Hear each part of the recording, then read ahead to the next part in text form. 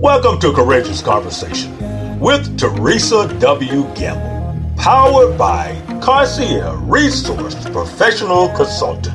Courageous Conversation is a diversity, equality, exclusive initiative. It's a gracious space for a meaningful discussion about culture, life, business, work, learn, live, worship, and play. All right. And courageous conversation listeners and viewers, we are back talking and continuing the conversation on savvy credit strategies. Ms. Tina Noble gave us an anatomy breakdown of our credit report, what it means, what our credit score consists of on a 100% model. So if you missed it, you better make sure you go back and listen to the replay. But right now, she got a couple more things that she needs to tack on to that before we take a dive into that business credit. So bring it to the table, to the kitchen table, Ms. Noble. All right. So again, I am about to dive right into it. So we just talked about the credit reports, right? And what makes up of them. Disputing your credit reports, right? Not enough people take a look at their credit reports. So not enough people even know what's on their credit reports. And then the only way they find out is typically when they've tried to apply for something, got denied. And once you get denied, they have to give you this little piece of paper that'll tell you that you got denied. They don't know why. But within the next 7 to 10 business days, you'll receive something in the mail, right? And on that, most people don't even know what that consists of. But what that is basically you are getting something in the mail telling you whether you had high usage, slow pays, no pays. It could have just been anything that was derogatory that was on there. But here's the thing. Pull your credit report, people. Okay? It costs you nothing to pull your own credit report. And you can pull your free credit reports by going to www.annualcreditreport.com. That's www.annualcreditreport.com.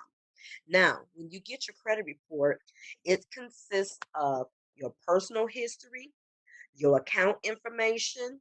It shows whether there are any public records or items that's against you, any collection items that have gone against you, anything that's been charged off, any repossessions, any foreclosures or bankruptcies. So all of that shows on there, right? So what I normally tell people is once you get your credit report, just take a look at it. Don't try to do it real fast. Sit down, relax, do it at the end of the day, and just take a look at it and just familiarize yourself with it. Check for everything. Look at your name. Do they have your name right on there? I know I can pull mine. I get stuff in the mail all the time. With my maiden name, the first initial of my maiden name would be as my middle initial, and then my married name. Well, that's not me, right? So I'm not Tina W. Noble. I am Tina M. Noble. So that's something that's inaccurate right there. That's reporting on there. So, or your addresses. Now, here's the thing. When you're looking at your credit report, you want the information to be accurate as of the day that you're pulling it. So if it has all these old addresses on there, dispute and have them removed. Okay? If it has all these erroneous names on there, dispute and have them removed. The objective is that you don't want anything negative showing on there. Now, if it's something that maybe you did have an account that you forgot about, or it wound up going to collections, if you never took care of it while it was in collections, then you want to handle that. And here's the ticket with the collections, right? The first collection agency is the master. If you haven't taken time to take care of that debt with that collection agency, that first one that's received it, a lot of times after so many attempts, they will, and after a certain range of time, then they will then take that and they will sell that to another company. So then they're clearing their books and trying to keep it fresh, but then it's gone to a second agency that bought it for pennies on the dollar, right? So when that second agency gets it, they're automatically going to start sending you out notifications because they want to get paid. They want to get their money back plus the money, initial money of whatever was the debt that's left on there, right? But you have to be careful with that. I've had personally times where I know I have paid off something with the first credit report, um, with the first company that had it through collections. I kept my receipt showing that it was paid, but then mysteriously a few years later, because then they sell that, right? And when they sell it in volume. So it's not like they just selling your account and somebody else's. They're stacking those accounts up and they're selling those books to another agency. Well, when that collection agency gets it, again, they're gonna they're gonna try to go and get money. Whether the first one kept good records or not, I don't know, right? All that matters is that I kept good records because, and I almost fell prey to this one time. I almost was going to pay one that a second agency had, but I was like, no, I remember paying that. Well, the second agency, quote unquote, to them, they said that it wasn't marked as showing as being paid. But because I had my receipt to show that it was paid, guess what? They had to take it off their books. Hello, courageous conversation viewers and listeners. We just want to take this time to pause for the cause. I hope you are enjoying this content with the Savvy Credit Strategist with Tina Nova. I hope you're taking notes, but I just want to remind you, make sure you subscribe and follow our Facebook page, Courageous Conversations with Teresa Gamble, our Instagram account, as well as our YouTube channel that's coming soon, so you can learn more and see our speakers who we've been interviewing over the last year in June. So you don't want to miss out on what's in store for 2022. So let's get back to the conversation with Tina. Whether they're doing it, there's a lot of there's this big thick book of trade practices that collection agencies have to follow. And if they are in violation of any of those, and we're talking about it's thousands of codes and things that's in there, but if they are if they've broken any of those codes, then you do as a consumer have recourse that you can, you know, go after with them. But if you don't keep good records, you won't be able to because it'll be your word against theirs, right? So you just have to be careful with that. That's with collection agencies. Charge Hold on, offs. Tina. Let me jump in right quick. I Okay. want to put a nugget when keeping records, because a lot of people have get into the space of being hoarders and keeping papers and documents. They have apps now and devices where you can scan a lot of these stuff because these receipt ink will wear off, or you can have it where it can you can put an external drive and keep your bills by creditor digitally. So if you have to produce that evidence, you have it electronically, and it will be in the original receipt when you first paid it. Yeah. But over time, that information will fade and wear out. And if you're transitioning and you're moving a lot, it's a possibility it can get misplaced, it can get destroyed, especially being in storage for whatever reason. So do your due diligence to protect your documentation by getting an external drive, scan it, save it, so you can be able to reference and go back to it. And even if you pass away and your family members have to settle up debts, make it easy for them to find and navigate and do what needs to be done. So I just wanted to hop in and put that tech nugget piece in because I started doing it and it's very helpful. Yeah, it makes life a little bit easier. You feel good about being organized. You feel good about knowing what's there. You're on top of what the information, whether it's accurate, whether it's recent, and just it's just good practice. It's good practice. It's good record keeping. So um yeah, and it helps. Like you say, if somebody passes away, because once somebody passes away, then creditors there's a notification that goes in the newspaper of a person passing, right? It's usually done through the estate. Well, when that notification goes, that notification, depending on the state, the city, whatever, it might have to be in there for 30 days, 45 days, 60 days. But that's the time span that those creditors have to scour the papers, which trust me, they pay somebody to do this, to scour the papers to see if any of their if their creditors are out there that's recently deceased, because then they want to put in so that they can get paid. And if they miss it, they miss it, but they have to do that. So remember when I said that if you have something that goes in the collection but you haven't paid it, and that company, after so many attempts, they will then sell it off? Well, then what Right. they'll do is they'll consider it a charge off. So they mark it as a charge off on your credit report. And then it doesn't mean that it's charged off and you off the hook. It just means they took it off of their books. They put their loss in, and then they, like I said, sell that bundle to somebody else. Well, charge offs it works the same way. It means that you still have to pay that debt. Wow. It doesn't mean that you're off the hook for it. And depending on what it is that's being charged off will determine how long it stays on your credit report. So usually everything Right. stays on there. Generally it's 7 years, but again, if it's a judgment or a lien or something like that, then it may be able to stay on there for 10 years. Okay, so there's a lot of different tips that can be given, but let me tell you, here's the objective. One, you want to avoid anything negative coming onto your credit report, right? But your rule of thumb is this. Please take note of this. If it's 30 to 60 days late, meaning if you have anything that's currently 30 to 60 days late, call those people and make a payment arrangement. So, because what you don't want to do is you want to avoid it going 90 days late. So call those people and make payment arrangements, right?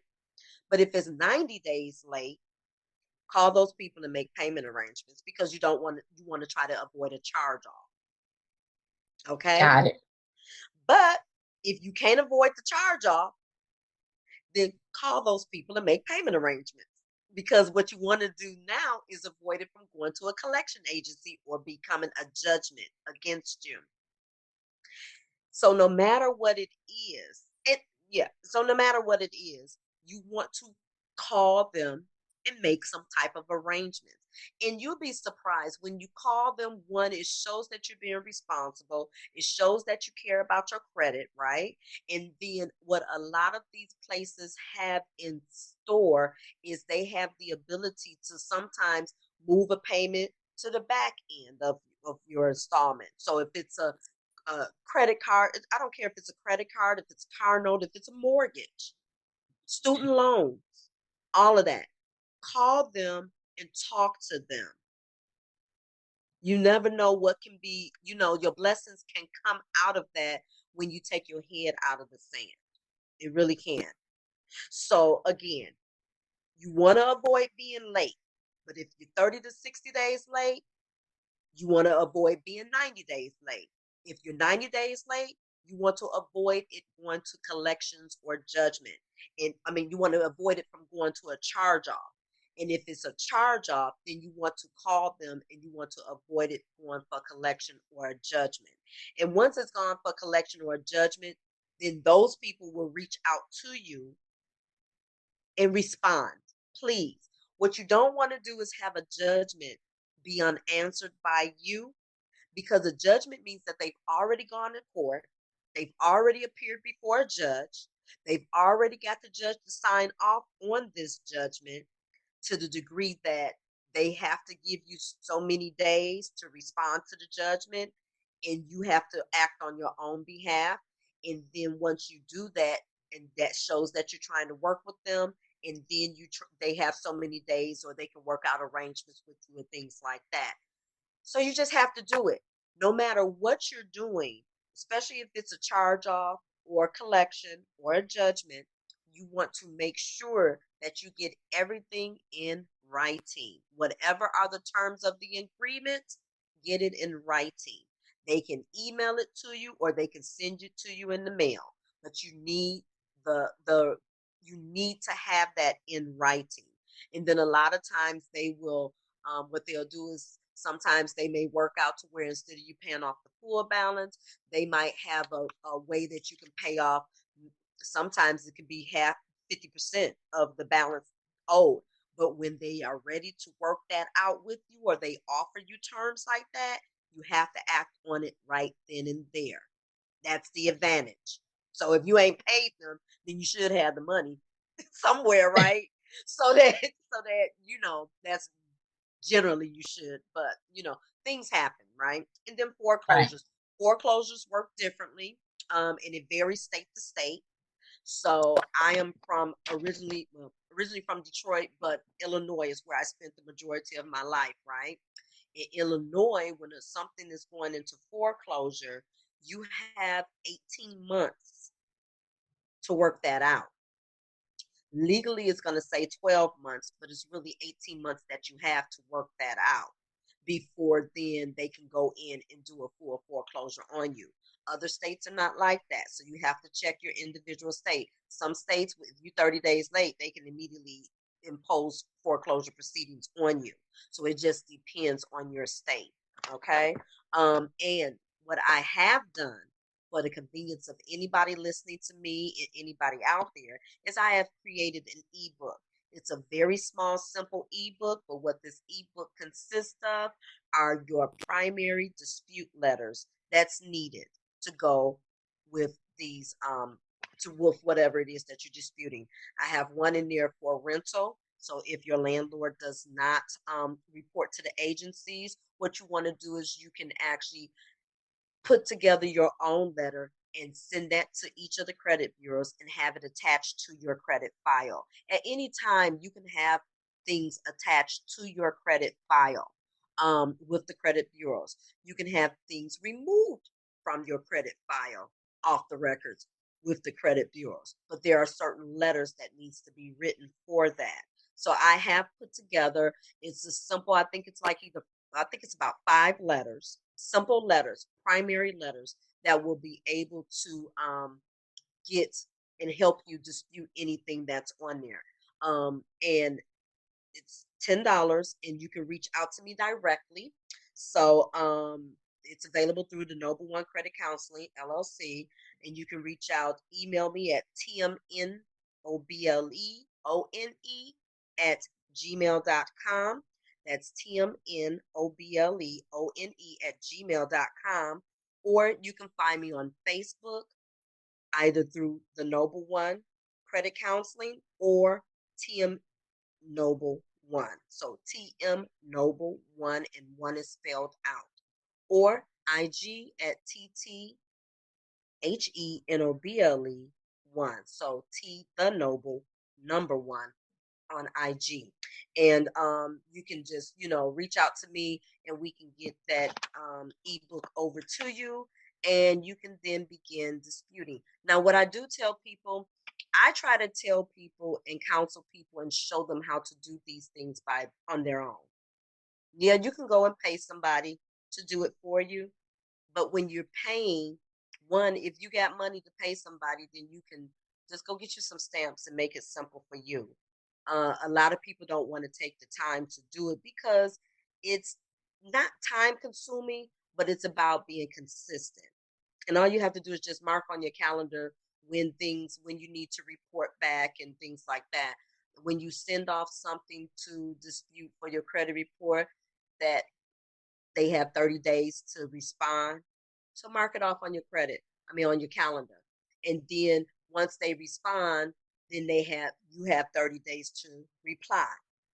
And at the end of that, depending on what the resolution is, will determine whether it can be removed or not, or whether it can be, updated to reflect, something different. But yeah, I try to get people to do it on their own. One, because it's good practice. Yeah. Okay, it's best practice. Mm-hmm. And once you know how to do it, because you're going to be the people you pay are going to be doing the exact same thing, right? Right. So you need to learn it for yourself so that one, you can teach it to your children. And the younger they are when they learn all of these best practices, the better. Show your children so that they can show their children, so that it can be, a generational thing, so that the future can be better than what the present or the past has been. There are different cultures that take that to heart, and they at an early age, they'll have the children writing out the checks or paying the bills or showing them how to put together a payment plan or a schedule or how to itemize and just different things. So teach that to your children, nieces, nephews. If you don't have children, if you don't have nieces and nephews, then go and volunteer for a boys club or a school or something, some kind of organization, so that you can put these best practices into play. It makes a big difference. It might not matter to you now, but it will when you're ready to grow up and start being a big person and go out here in the real world and you want to start acquiring things. you know? That's true. That's very true. Because it's very important. I love the fact that you really broke down the dispute letters and the issues and the things we need to look for on our credit report. And this is where we do not need to get complacent. We don't need to take it for granted, because a whole nother person could be pretending that they're you, Yep. and creating credit that they're you, and it's not you, and you wondering why you're getting denied for stuff. Yep. So that's why you need to do your due diligence and make sure you stay on top of it. I like the fact that you said about doing the calendar and making a checklist. I love that the ebook opportunity. I will put the cover up with the information on social media for those who want to purchase her ebook. I highly recommend it. Don't think because I'm interviewing Tina that I'm not using none of her systems and processes. You got to be crazy if I'm not. It wouldn't make no sense for me to be interviewing her and I'm not putting into best practices, because I really want to get invested in real estate and property preservation to start really building that legacy and create that residual revenue streams, because of the unrest that our country is in right now with these multiple pandemics, and we're heading for another one. So we need to be prepared and be ready and not get ready. So Tina, I really enjoyed the fact how you took that deep dive with the credit report and the disputes. And it was one thing that you mentioned that I wanted you to elaborate a little more on. Is the fact of the matter about how the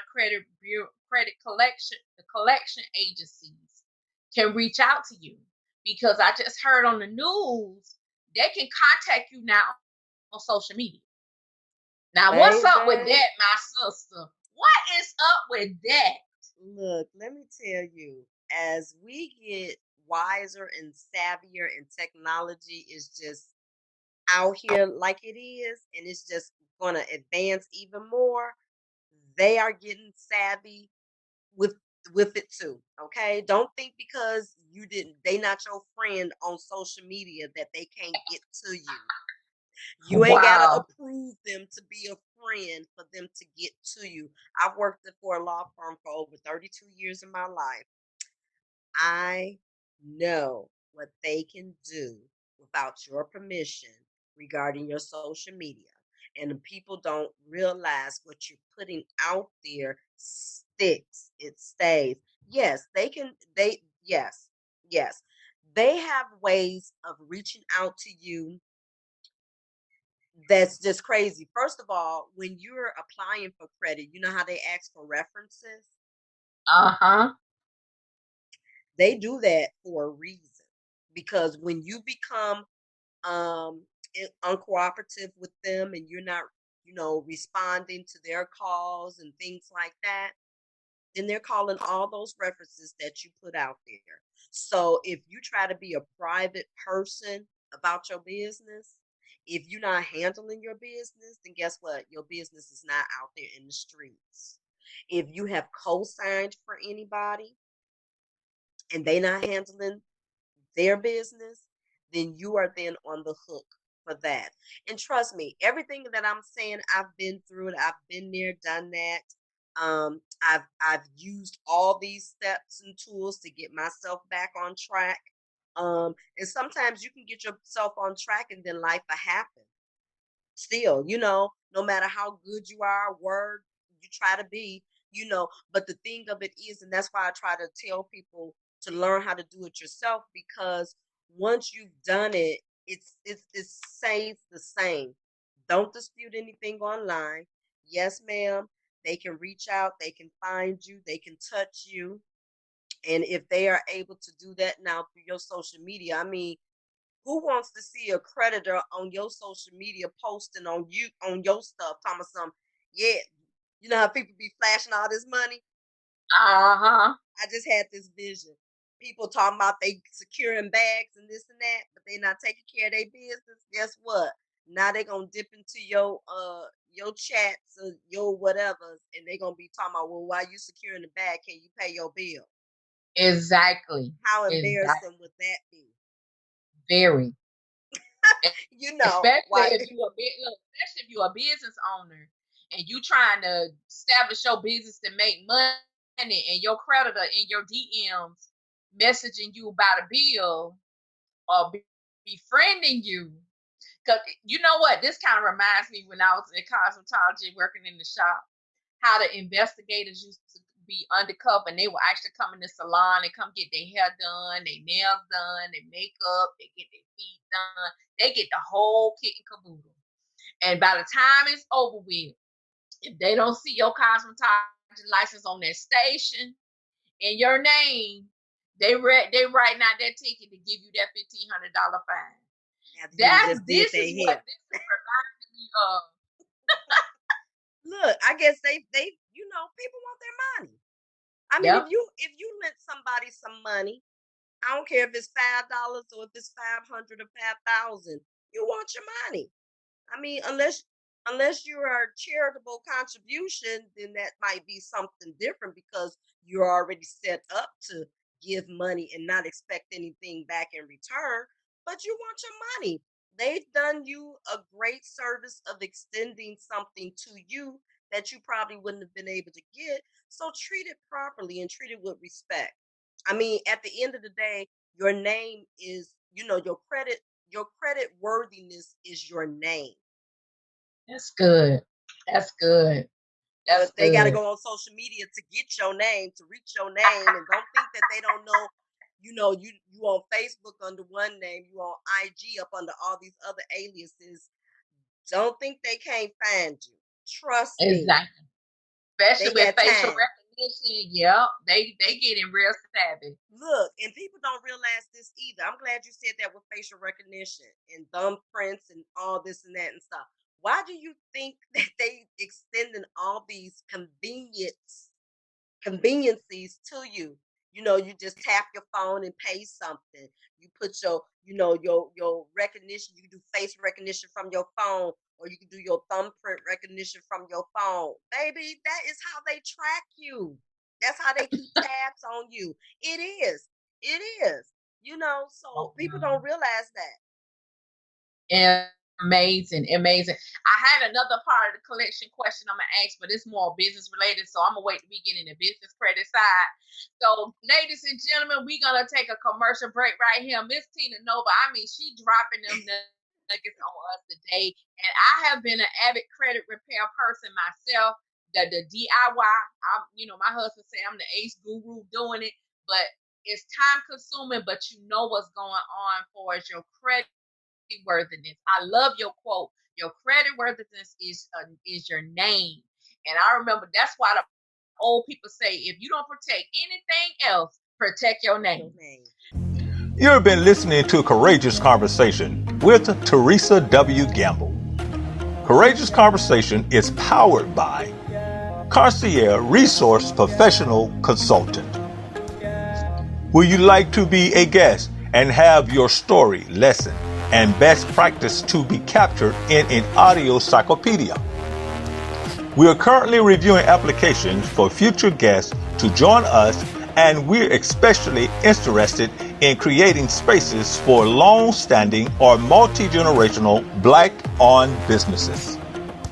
For more information and to be considered, please email info@crpcnow.com to request an application. Be not weary in well doing. You shall reap if you faint not. Galatians 6:9.